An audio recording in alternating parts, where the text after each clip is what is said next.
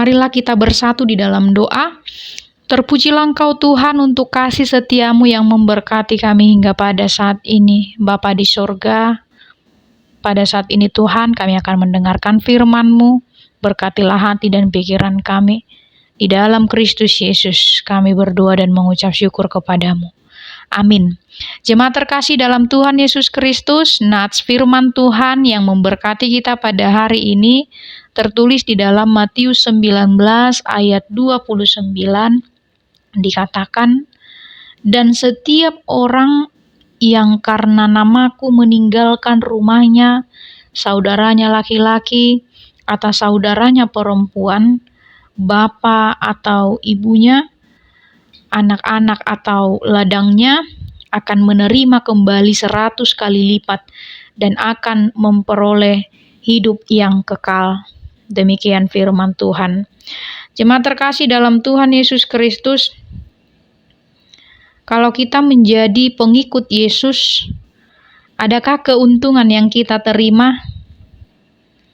Ada kemungkinan orang mengikut Tuhan Yesus dengan harapan akan mendapatkan keuntungan tertentu. Misalnya, ketika ia mengikut Yesus, ia percaya bahwa penyakitnya akan sembuh, kedudukannya akan menanjak, kekayaannya akan bertambah, dan lain sebagainya. Tetapi Yesus dengan tegas menegaskan bahwa ia sendiri tidak mempunyai harta benda. Yesus mengatakan, serigala mempunyai liang dan burung mempunyai sarang, tetapi anak manusia tidak mempunyai tempat untuk meletakkan kepalanya. Bahkan Yesus pun pernah mengingatkan kemungkinan bahwa sebagai akibat mengikut Yesus, mereka akan dibenci oleh banyak orang, termasuk oleh sanak keluarga sendiri. Tentu dengan mendengar konsekuensi yang begitu berat, murid-murid Yesus pada saat itu merasa bingung, maka Petrus dengan secara tidak langsung meminta kepastian tentang apa yang akan terjadi dengan para murid atau orang percaya setelah mereka menanggung segala konsekuensi mengikut Yesus. Maka jawaban Yesus, yaitu nats firman Tuhan pada hari ini yang mengatakan, "Dan setiap orang yang karena namaku meninggalkan rumahnya, saudaranya laki-laki atau saudaranya perempuan, bapa atau ibunya, anak-anak atau ladangnya, akan menerima kembali 100 kali lipat dan akan memperoleh hidup yang kekal." Saudara terkasih dalam Tuhan Yesus Kristus, ada beberapa makna yang tercakup dalam ucapan Yesus tersebut. Yang pertama, Yesus mengatakan bahwa setiap orang yang mengikut Dia akan menerima kembali 100 kali lipat. Pada saat itu, pada zaman gereja purba, hal itu benar-benar terjadi. Orang saling menerima sebagai saudara dan pintu selalu terbuka untuk tumpangan. Bisa kita lihat dari kisah Paulus yang bercerita bahwa ia mempunyai ibu baru atau keluarga baru di dalam Roma 16 ayat 13, dan ia mempunyai anak baru dari Filemon 10.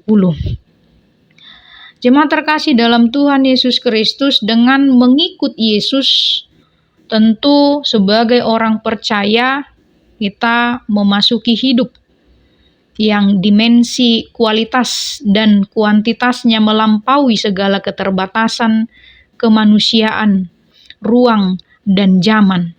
Upah, faedah atau dampak mengikut Yesus, yaitu transformasi atas diri kita. Yang tadinya keluarga yang semula diartikan secara sempit, yang kita kenal hanya ayah, ibu, atau saudara-saudara kita, tetapi ketika di dalam Kristus, percaya kepada Kristus, bahwa keluarga itu adalah dalam pengertian yang luas, yaitu kita mendapat banyak ayah, ibu, anak, dan saudara yang baru ketika kita percaya kepada Kristus. Orientasi hidup yang semula hanya mengarah kepada diri sendiri, hanya peduli kepada diri sendiri. Tetapi ketika kita mengikut Kristus, meneladani Kristus, maka kita pun mau berkorban untuk kepentingan orang lain demi kerajaan Allah dan kebenarannya sebagai bukti kasih kita kepada Allah, yaitu mengasihi sesama.